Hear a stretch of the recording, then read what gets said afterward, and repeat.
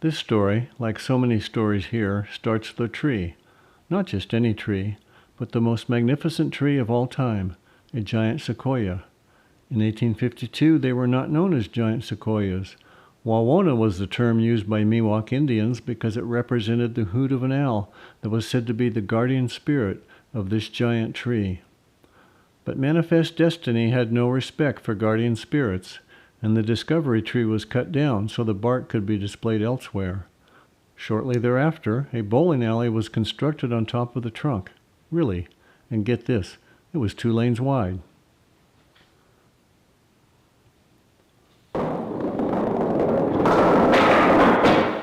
The bowling alley at Calaveras Big Trees is a mere footnote to the history of the Mammoth Grove village. Today, park docents regale visitors with stories about Augustus Dowd finding the tree and dances on the discovery stump.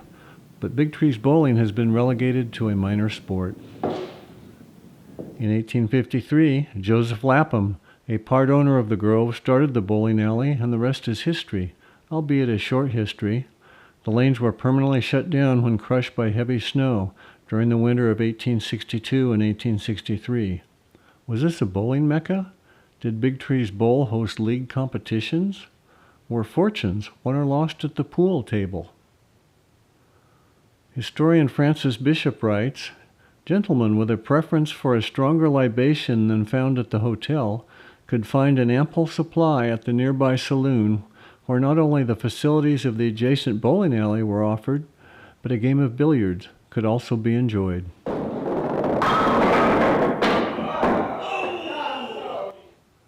Good times were had by all, for as long as the bowling alley lasted. But after 10 years, snows brought down the house, never to be rebuilt. The foundation of the bowling alley remains near the discovery stump, cloaked in foliage summer and early fall. But as autumn advances, the foliage thins, and the former bowling alley emerges.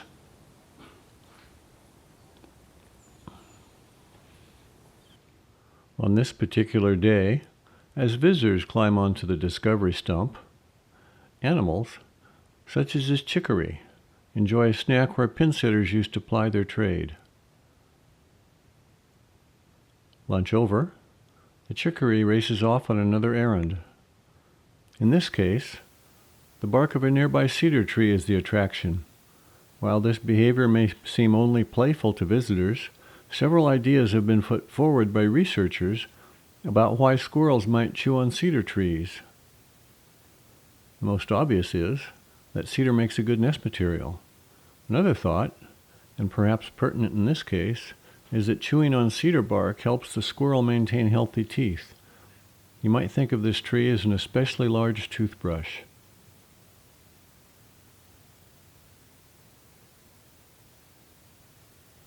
Meanwhile, at the other end of the former bowling alley, a ground squirrel forages leisurely. From an overhanging branch, a white-headed woodpecker scans the lunch menu. Dead trees are this bird's specialty. It is quite at home on the discovery log.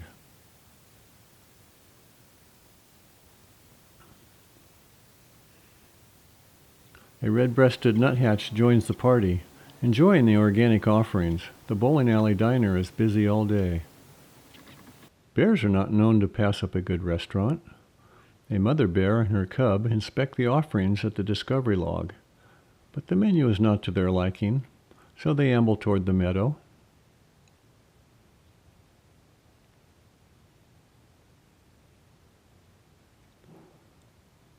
Not far away, the North Grove Meadow is an indicator of the changing seasons.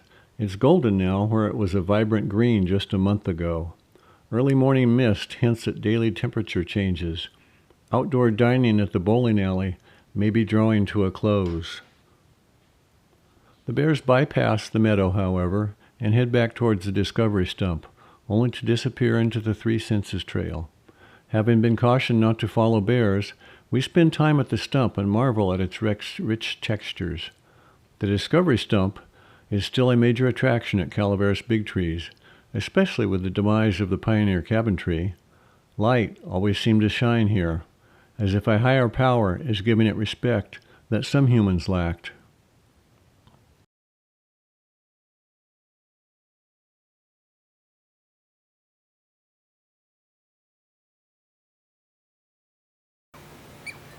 Vociferous Douglas squirrels guard the stump. They may not carry the same clout as owls, but the chickarees take their duties seriously. Above all this are the living giant sequoias. Seemingly unaffected by the changing seasons or the years, these trees are hard to read. They don't sway in the wind, at least not that we can see. Their foliage does not turn in the fall. What they do provide is a stable foreground to showcase the speed of scudding clouds and passing jet planes. At the base of the sequoias, the seasons are changing. It's October now, and the intense green of a few weeks ago is replaced with oranges and reds. This fall color show is spectacular, but temporary. November winds begin the winnowing process as leaves fall to the wayside.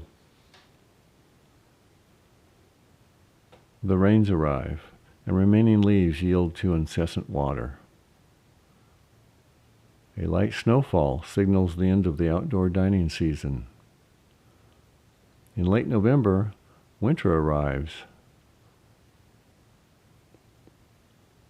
The bowling alley disappears once again, hidden in plain sight.